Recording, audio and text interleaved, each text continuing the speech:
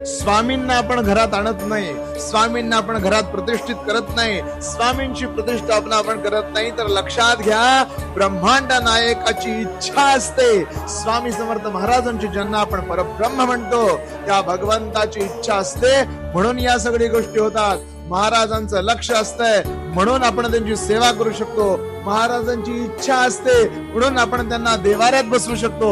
महाराजांची इच्छा असते म्हणून आपण नित्य सेवा करू शकतो. लक्षात घ्या ब्रह्मांड नायकाने ठरवलंय की कोण माझा भक्त होणार. ब्रह्मांड नायकाने ठरवलंय की कुणाचा उद्धार होणार, म्हणून आणि म्हणूनच आपल्याकडून या सेवा घडतात. लक्षात घ्या करता करविता देता न्याय करता सगळं स्वामी स्वामी स्वामी आहे. महाराजांनी ठरवलंय म्हणून सेवा करतोय. हे वाक्य आयुष्यभर डोक्यात ठेवा.